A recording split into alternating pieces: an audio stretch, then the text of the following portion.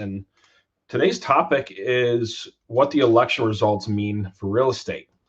I've been getting a lot of questions on this, as you can imagine. And regardless of who you voted for, I think that everybody has this question in their mind, potentially.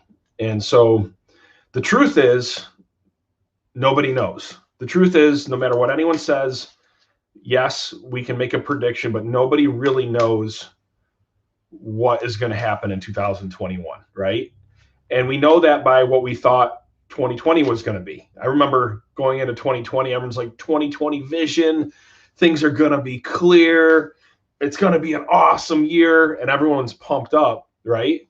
And look what happened in 2020. So the truth is when people ask that question, they can give you the response. Yes, they can look at key market indicators. Those things are there. But the truth is nobody knows. So what's the point? The point is that the best way to handle this is to actually focus on developing a plan, and a plan that will help you increase your sales regardless of what happens in the market shift. And I would recommend to everybody at this point for their business do what I call a SWOT analysis, where you look at your strengths, your weaknesses, your opportunities, and your your threats. That's what a SWOT analysis stands for, if you haven't heard of that before. Commonly used in business. I do it once a year with my team. And what you can then do is say, okay, no matter what happens in the market, here's our strengths, okay? Here's our weaknesses, here's our opportunities, and here's our threats. And if you do that and kind of map that out, you'll be in a really good spot because you'll have a plan, which, by the way, 93% of all entrepreneurs in real estate do not have a plan, okay?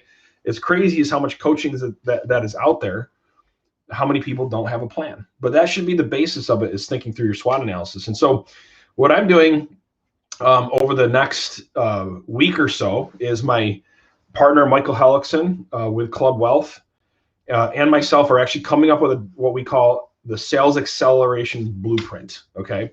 And essentially what this blueprint is an outline of exactly what Michael was doing to generate 100 listings and closings a month. And if you don't know who Michael Hellickson was, he was doing over 1,000 closings a month. And he did it in all sorts of different environments, okay? It's also a document that I'm going to give to everybody. That's exactly what I did in 2008 when there was a crazy shift happen in the market and our business was actually expanding. And you got to ask yourself that question: why in some economies do some businesses expand, right, and grow, and others die off or downsize? And in real estate, you see it happening all the time. You see a lot of people getting out of the business, right? And so what I want for you and the people that watch my videos, my content, I want you to get hyper-focused on lead conversion right now and hyper-focused on your database. And do this exercise and just go through and say, okay, if I do a quick SWOT analysis, what are my strengths? What are my weaknesses? What are my opportunities, my threats? And most often, the greatest opportunity, no matter in what market that you're in, is going to be surrounding your database. It's going to getting attention and keeping attention within your database and having a really good database marketing strategy, and then working on scaling and building your database as much as possible. And so I think you're going to find what you could expect in this article is you're going to see exactly a 7-step process and exactly what Michael and I did to scale our businesses in a changing economy. But also, too, more importantly, you're going to find out about some really cool artificial intelligence, okay? So for today, just a quick, I try to keep these videos quick to 5 minutes or so. And for today, the action step is think about your strengths, your weaknesses, your opportunities, your threats. Start thinking about what could happen with the changes coming in real estate in 2021. Maybe they'll be the same.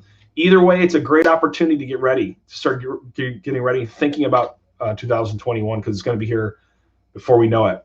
P.S. I got an article on BiggerPockets and what they think this election meant to real estate. So you can read that article in this post and check it out.